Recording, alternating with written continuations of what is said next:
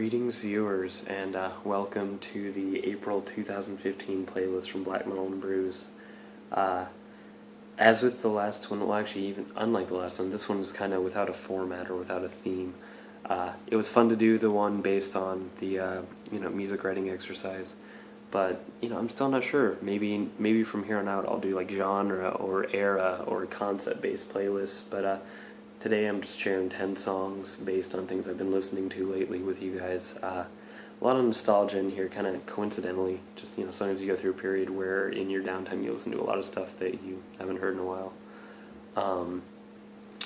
Starting things off, though, is a newer track. It's from a Posh Isolation compilation cassette that I wasn't able to get my hands on, so I've been looking it up on the internet. It's a song by artist Rosen and Spyddet. The song is called Monaco. And it's just a really nice, kind of warm, ambient electronic composition, kind of sun-soaked, almost faded, sort of bleeding electronics. Really just light, beautiful song with kind of faint, distant percussion. Nothing ominous or bleak about it at all, which a lot of my electronic taste goes towards the darker. This is just friendly synth texture. It's really great. Really enjoy it. Following that, however, inspired by the last beer video I made, we've got King Diamond's 7th Day of July, 1777 from the Abigail album. Just absolute classic. I can't stop listening to it ever since I got the idea to do that. From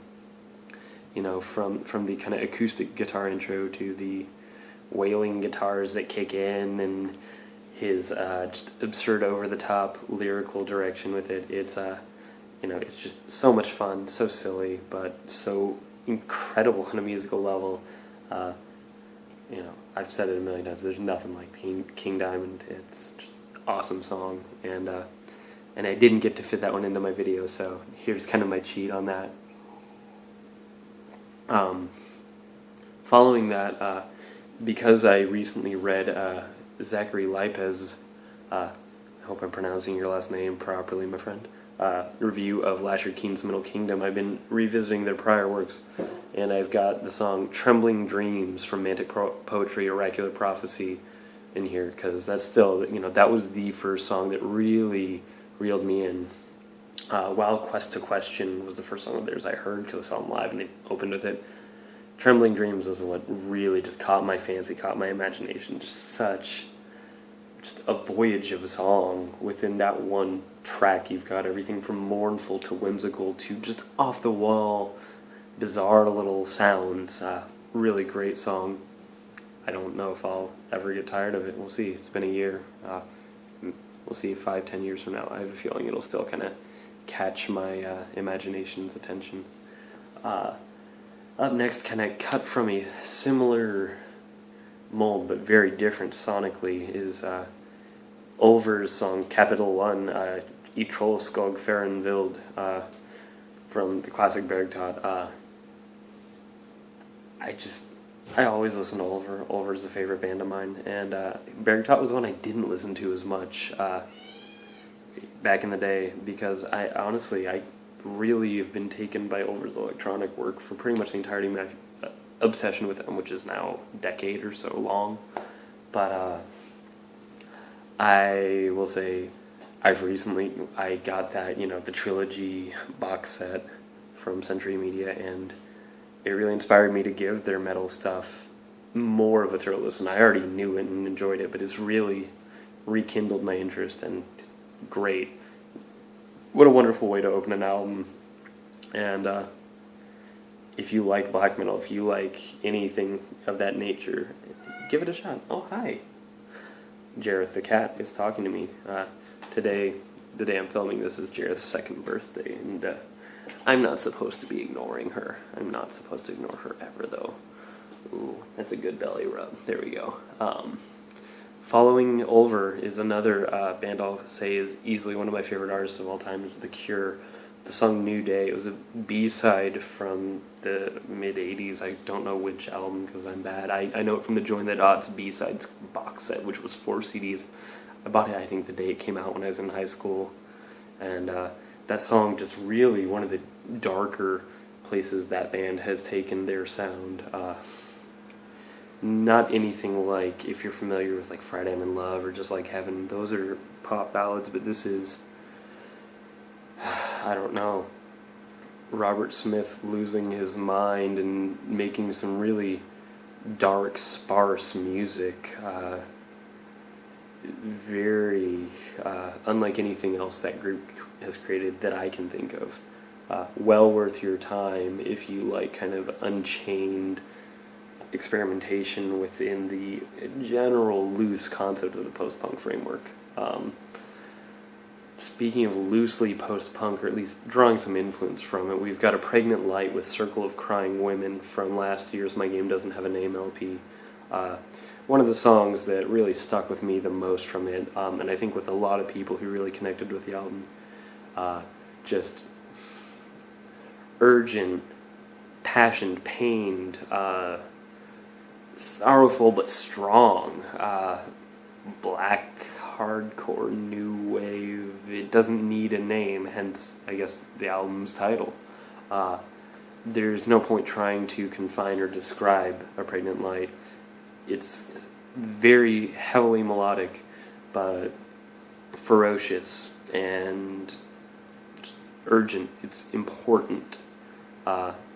Nothing sounds like it's there just to be frivolous. It is necessary, clearly for the artist, and as a listener, I find a very serious connection with it myself. Another thing I've been listening to a lot lately that I don't know what inspired it, but I had to throw it in there, was Show Me by Bonal. One of my favorite tracks of theirs, just rough, gritty, but not, it's not at their most scathing, which is okay for me. They're great through and through, but in talking with a friend of mine who's really into a lot of similar stuff but hadn't heard Bonal, I recently kind of dug it up and shared it with him, and it reminded me of like, oh my god, this band is great. I remember first hearing them and being just so confused, like what is the point? This is so rough. And now to me it's like, oh yeah, there's Bonal again. If you're not already quite familiar with them, listen, and if you are, enjoy 3 minutes and change of familiarity, because it's great. I love Bonal. Taking it back a little farther, both chronologically and for me personally, is Opeth with The Drapery Falls.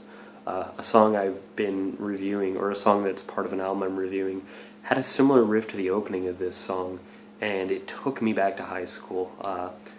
Blackwater Park by Opeth was one of the first truly heavy metal albums that I heard. A friend got it, and I don't know if it wasn't their thing or what, or if they just thought I would like it more, gave it to me. And I didn't like it at first, but my parents liked it even less, and I was 15 or so and wanted to be troublesome, so I'd play it really loud while I was doing my chores because I was, I needed something to clean to or whatever. And eventually it grew on me, and The Drapery Falls is a fan favorite, and deservedly so. It's a beautiful song, and you should listen to it, because even if you're not as into cleaner metal, like, Opeth does have a great history, even if I'm personally not as interested in what they're doing now. To deny the brilliance of their earlier work up to middle work, I guess, is silly. They had some really great albums. I've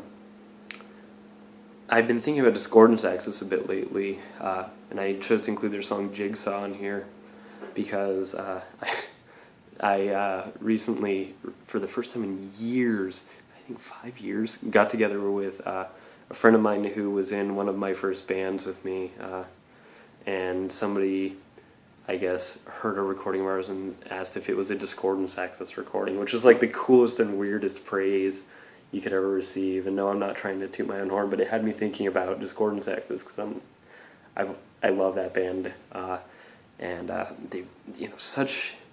Nowadays, there are a lot of grindcore experimentalists, and grindcore inherently, even in its early days, was an experiment of some sort. But Discordance Axis really took it and made it something strange, but absolutely compelling. And I think the song Jigsaw, as much as any other, is a great example of that.